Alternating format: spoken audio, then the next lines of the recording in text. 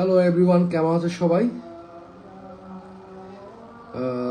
এই ঈদে অনেকগুলো সিনেমা মুক্তি পেয়েছে, 8টি সিনেমা মুক্তি পেয়েছে। আশা করি সবাই সবগুলো সিনেমা না দেখলেও কিছু সিনেমা দেখেছ। তার ভিতরে আমার একটি সিনেমা রিলিজ হয়েছে, নাম হচ্ছে মাসুদ রানা। মাসুদ রানা সিনেমাটি সবারই খুব প্রিয় একজন রাইটার কাজী আনোয়ার হোসেনের মাসুদ রানা সিনেমাকে বিভিন্ন গল্প থেকে অবলম্বন করে সিনেমাটা বানানো। গল্পটি লিখেছেন আব্দুল আজিজ, উনি চিত্রনাট্য করেছেন, সংলাপও লিখেছেন উনি, আমি ডিরেক্ট করেছি। আর তোমাদের খুব প্রিয় একজন অভিনেতা আছেন এখানে, সেটা হচ্ছে রাসেল রানা। যে কে হবে মাসুদ রানা চ্যাম্পিয়ন হয়ে এই সিনেমাটি করেছে। সবকিছু মিলে আসলে তোমাদের কেমন লাগলো সিনেমাটি জানাবে, আর আমি চাই যে তোমরা সিনেমাটা দেখো।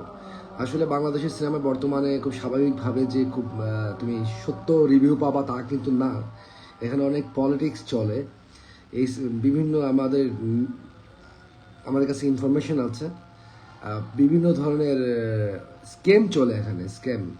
স্ক্যামগুলো চলে কিভাবে, কি ধরনের, সেটা তোমাদেরকে আসলে সাধারণ জনগণ বুঝবে না। সো আমি চাই তোমরা সিনেমা হলে গিয়ে দেখে তারপরে তুমি তোমার অপিনিয়ন জানাও। খুব বেশি এক্সপেকটেশন করে যাওয়ার কিছু নাই, বাট আমি শিওর তোমরা এনজয় করবা এই টোটাল জার্নিটা। আমি চাই তোমরা সবাই সিনেমা হলে গিয়ে সিনেমাটা দেখো এবং তোমাদের ভালো লাগা খারাপ লাগা নিজে শেয়ার করো। কারো রিভিউ দেখে, ভালো মন্দ খারাপ এগুলো না দেখে তুমি নিজেকে দেখো। বিকজ অফ, আমি আবারও বললাম, এখানে অনেক ধরনের স্ক্যাম চলে। অনেক রিভিউ দাতাকে পেমেন্ট না করলে তারা একটা সিনেমাকে কীভাবে শোয়াই দিতে হয়, এমন জার্নালিস্টও আছে আমার পরিচিত। সে আমাকে বলছে এই সিনেমাকে শোয়াই দিব, এবার এই সিনেমাকে শোয়াই দিব, ওই সিনেমাকে শোয়াই দিব, বিকজ তার পেমেন্টের ব্যাপারে তাদের সাথে ডিলিংস আসে না। একটা জিনিস মাথায় রাখবা, যে সিনেমা একদিন খারাপ যায় পরদিন কীভাবে ভালো হয়ে যায়, আবার যে সিনেমা ভালো যাচ্ছে সেটা পরদিন কীভাবে খারাপ হয়ে যায়।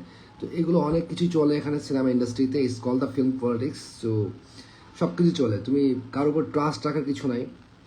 একটা মেয়েকে দেখলাম খুব বুলশি টুসি অনেক কিছু বলছে। এই মেয়েটাকে আমি চিনি কীভাবে বলি তোমাদেরকে। এই মেয়েটা যখন অনেক ছোট ছিল, 2018 দিকে, তার মা এবং সে আমার একটা টেলিভিশন কমার্শিয়াল বিজ্ঞাপনে কাজ করেছিল।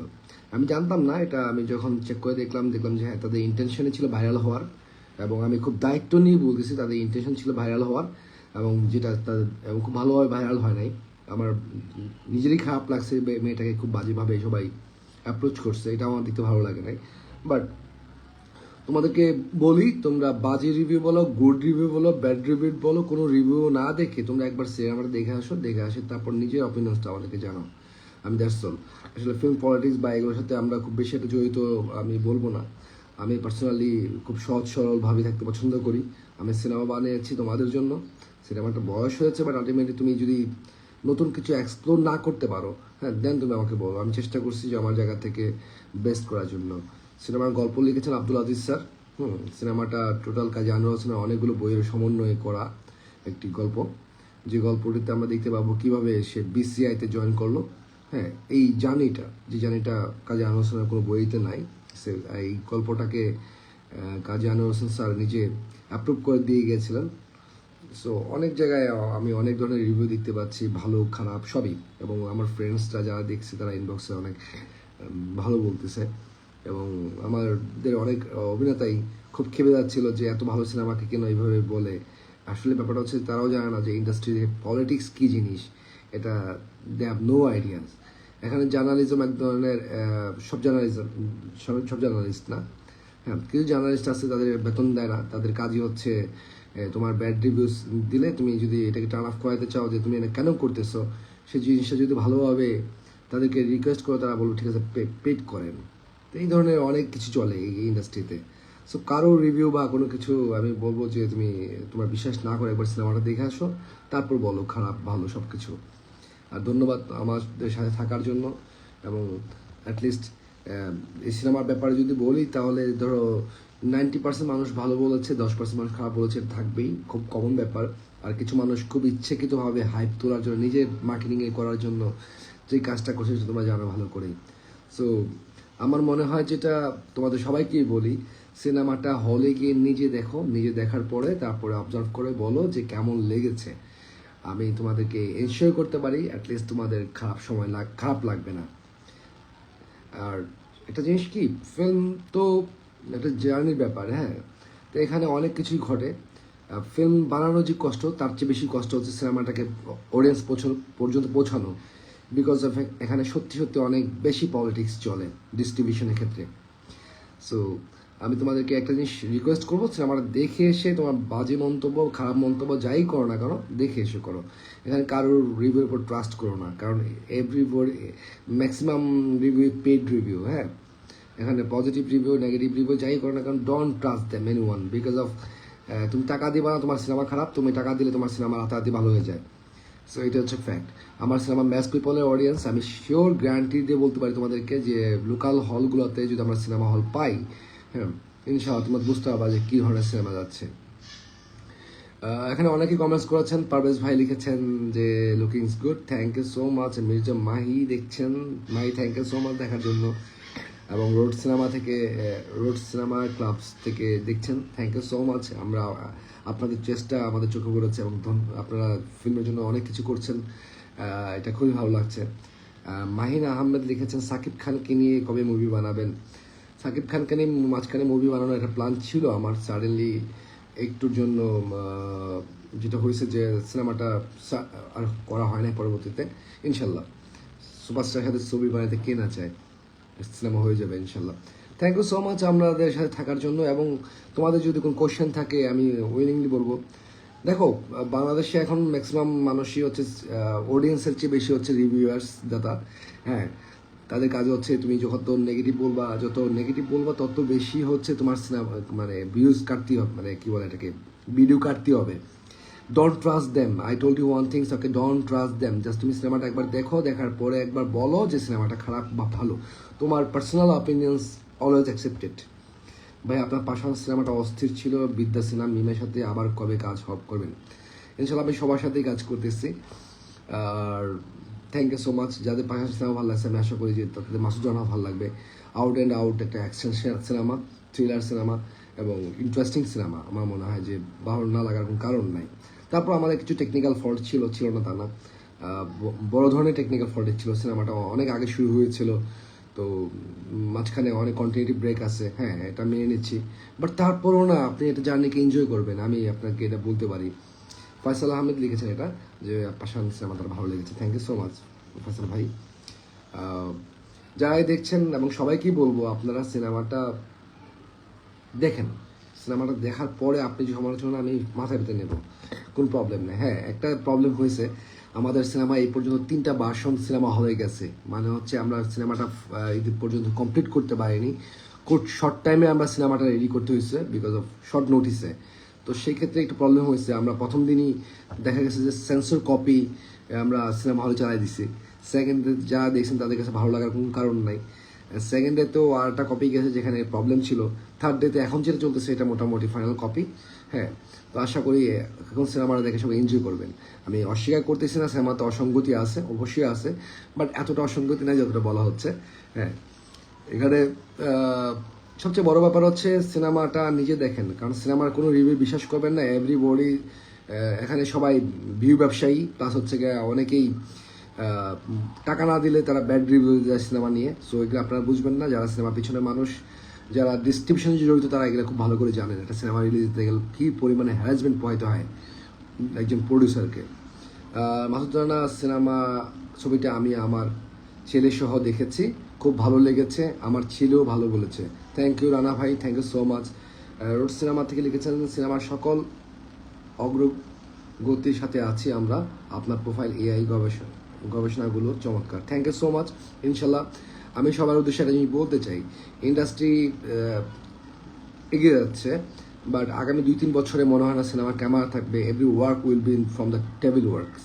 সো আপনি আইডিয়া নিয়ে আসবেন, আমরা ইমপ্লিমেন্ট করে দেবো, এইটাই হবে। ওয়ার্ল্ড সিনেমা তাই যাচ্ছে, আগামী 2 বছরের ভিতরে সেরে যাচ্ছে। সোহেল ফারুক লিখেছেন আসসালামু আলাইকুম। ওয়ালাইকুম সালাম। সঞ্জিতা চৌধুরী দেখছেন, থ্যাংক ইউ সো মাচ। এবং আসলে আমি কখনোই পেজ থেকে খুব লাইভে আসি না, আমার আসা হয় না খুব বেশি একটা, বিকজ অফ লাস্ট কয়েক বছর আমি একটা এক ধরনের গবেষণায় ছিলাম, কারণ আমাদের ফিউচার ফিল্ম নিয়ে আমি কাজ করছি এখন বর্তমানে। আমাদের প্ল্যান আছে ইনশাল্লাহ ফিউচারে বড় ধরনের একটা ওয়ার্ল্ড ওয়াইড একটা ফিল্ম প্ল্যানিং করতেছি আমরা খুব রিসেন্টলি। তো সেক্ষেত্রে আমরা আশা করি আপনাদেরকে হ্যাপি করতে পারবো। আর অনেকেই, আমি আবারও বলছি, ডোন্ট ট্রাস্ট এনিবডিজ, হ্যাঁ, যারা রিভিউ দিচ্ছেন। কারণ এভরি ওয়ান না, অনেকে আছে, আমি কয়েকজন নাম বলতে পারি, যেমন তারা চমৎকার, তাদের খারাপটা খারাপ বলেছেন, ভালোটা ভালো বলেছেন, অনেকে আছেন আমার দেখা। বাট কিছু আছেন যারা ফাইন্যান্সিয়ালি দে আর অ্যাকচুয়ালি, মানে কি বলা হয়, তারা একদম ব্ল্যাকমেল করে। আমি একটা নিউজ পেপারকে অলরেডি এটা কয়েকটা পাঠাইছি, লিঙ্ক পাঠাইছি, যে এখানে তো ভালোটাও ছিল, ভালোটা কোথায়, কেটে কেটে এই সিনেমার ওই সিনেমার সব সিনেমার ব্যাড রিভিউজগুলো এক করে আপনাকে কেন আমার সিনেমা রিভিউ করতে হচ্ছে, কি কারণে? আসলে they have no comments because of, এখানে একটা অপশনস যে তুমি টাকা দাও, তোমার গুড রিভিউ আসবে। ভাই, সিনেমা করতে আসছি এখানে, এখানে একটা পলিটিক্স চলবে, আমি জানি সেটা খুব ইজি ব্যাপার, বাট আলটিমেটলি নোংরামিটা করে কি লাভ? কোনো লাভ নাই। আপনি নোংরামি করে কয়দিন আটকে রাখবেন? আমার সিনেমা চলছে তো, আপনি বলার পরও চলছে সিনেমা, কি হবে বলেন? কিছুই হবে না। সামটাইমস হয়তো বা আপনাদের জন্য একটা অডিয়েন্স ধোঁকা খাবে, হ্যাঁ, ভালোটা তারা, আমার এটা হয়, প্রভাবিত হয়। আমার অনেক ফ্রেন্ডস আমাকে ভালো রিভিউজ দিয়ে বলছে, বা যদি ফাটাই দিছিস, হ্যাঁ, আবার অনেকে, হ্যাঁ, তাদের কাছে আসলে আপনাদের যারা রিভিউজ দিচ্ছে তাদের রিভিউটাই পৌঁছায় প্রথমে, তারা পরে সিনেমা দেখে। তো সেক্ষেত্রে এগুলো ইফেক্ট পড়ে একটা সিনেমাকে শেষ করার জন্য। একটা সিনেমাকে শেষ করার জন্য তাদের চমৎকার চমৎকার একটা দুর্নীতি কাজ করে। হ্যাঁ, এখানে অনেক কিছু চলে। সিনেমা বানানো এক জিনিস, আমি আবারও বলি, সিনেমা বানানো এক জিনিস, সিনেমা ডিস্ট্রিবিউট করা আরেক জিনিস। এখানে ভয়ানক লেভেলের পলিটিক্স চলে, এখানে টাকার খেলা চলে প্রচুর পরিমাণে। যে সিনেমা কালকে খারাপ আজকে ভালো হয়ে যায়, যে সিনেমা আজকে ভালো কালকে খারাপ হয়ে যায়, because of only one reason, আপনি টাকা ঢালবেন তো সব ঢালবেন। সিনেমা করতে যে পরিমাণ বাজেট যায় বাংলাদেশের সিনেমা হলে, এখন যে সিনেমা করতে যে বাজেট যায়, সেই টাকাটাও সিনেমা হল থেকে তুলে আনা খুবই টাফ। লাস্ট কয়েক বছরে কোন সিনেমাটা আপনারা তবে জানেন না, আপনারা জানেন সেটাই যেটা আপনাদেরকে দেখানো হচ্ছে। সো আলটিমেটলি সিনেমা থেকে টাকা ওঠানো খুব টাফ যদি অন্য মার্কেটিং প্ল্যানিং না থাকে। এখানে তনুশরী দেখছেন, থ্যাংক ইউ সো মাচ। এখানে তাজুল ইসলাম দেখছেন, সোহেল ফারুক দেখছেন। সাভার কবে আসবেন ভাই? আমি সাভারে আছি, আমি আমার বাড়ি থেকে রেগুলার কাজ করি। সব কিছু মিলে আসলে আমার বলার একটা উদ্দেশ্য যে আপনারা সিনেমাটা দেখেন হলে গিয়ে, দেখে আপনার খারাপ লাগলে খারাপ বলেন, হ্যাঁ, একটা জিনিস মেনে নেবো না, আপনি ব্যক্তিগত আক্রমণ করতে পারবেন না, হ্যাঁ, আপনি সিনেমা নিয়ে জঘন্য বলতে পারেন, ব্যক্তিগত আক্রমণ এলাও না, বিকজ আমি আজকে এটা ভালো কাজ খারাপ কাজ করতে পারি, কালকে একটা ভালো কাজ করবো, বাট ব্যক্তিগত আক্রমণ করে আপনি আমাকে বলতে পারবেন না যে আমি করবো কি করবো না, ডিসিশনটা আমার না, সেটা ঠিক না, এটা ঠিক না, এটা এক ধরনের ক্রাইম। এবং আর একটা বড় ক্রাইম হচ্ছে একটা সিনেমাকে 3 দিনের ভিতরে রিভিউ দিয়ে দেওয়া, বাজেভাবে ব্যক্তি আক্রমণ করে করা, এটা খুবই জঘন্য। আমি ইচ্ছা করলে কিন্তু মানহানি মামলা করতে পারি। একটা সিনেমাকে মিনিমাম 15 দিন সময় দেওয়া উচিত অডিয়েন্সের অপিনিয়ন শোনার জন্য। তো যে কাজটা তারা করে না, অনেক ক্ষেত্রে এইটা ক্রাইম। আমাকে আজকে আমার ইনভেস্টর বলতেছিল যে ওর নামে অনেক কয়েকজন লিস্ট দিয়ে বলছিল ওর নামে ক্রাইম, একটা মামলা করা উচিত, কারণ সিনেমা রিভিউর চেয়ে ব্যক্তিগত আক্রমণ বেশি করেছে। আমি বললাম না, লেট দেম ডু দিস।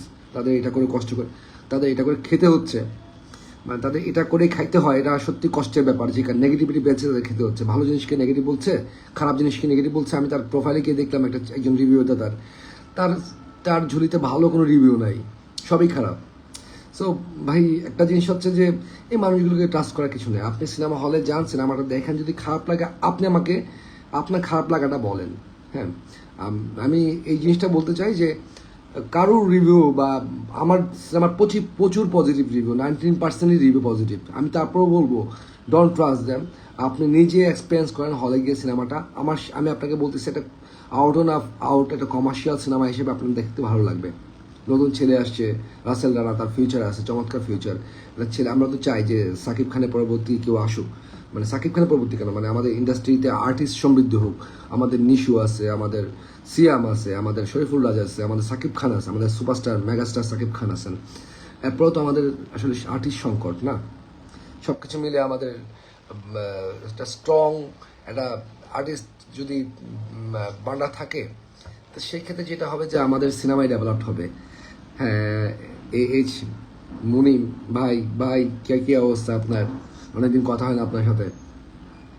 আমার অপিনিয়ন হচ্ছে এটাই, 90% রিভিউ পজিটিভ থাকার পরে আমি বলছি ডোন্ট ট্রাস্ট এনিবডিজ। কারো ভালো লাগা আপনার ভালো লাগা হবে সেটা কিন্তু সেটা না, কিন্তু কারো খারাপ লাগে, আপনার খারাপ লাগা হবে সেটা কিন্তু না। অন্যের মতামত নিয়ে আপনার মতামতকে ডাইভার্ট করবেন না। আপনি সিনেমা হলে যান, সিনেমাটা দেখেন, সিনেমাটা দেখে যদি খারাপ হয় দেন আপনি ওপেনলি সেটা বলেন, আমার কোনো আপত্তি নাই। বাট কোনো রিভিউ দাতার উপরে বিশেষ করে সিনেমাটাকে ইগনোর করবেন না, কারণ সিনেমাটা আসলেই আমরা টেকনোলজিক্যালি অনেক বেশি চেষ্টা করছি যে ডেভেলপ করার জন্য। 2021 যেহেতু সিনেমাটা শুরু হয়েছিল, সো আমাদের ভিশন ছিল যে এই ধরনের জিনিসগুলো তৈরি হবে। এই সিনেমাতে অনেকেই বলছেন যে এআই দিয়ে সিনেমা তৈরি করছেন, না, মোটেও এআই দিয়ে সিনেমা তৈরি হয় নাই। আমি এআই এর লিমিট একদমই করি নাই, ইউজ করি নাই, খুব কম। যেটা করা হয়েছে সেটা হচ্ছে যে শুধুমাত্র বিএফএক্স এর জায়গায় আমরা এআই দিয়ে কিছু বিএফএক্স করছি, দ্যাটস অল। এটা একটা আউট অ্যান্ড আউট একটা পূর্ণদৈর্ঘ্য বাংলা ছায়াছবি।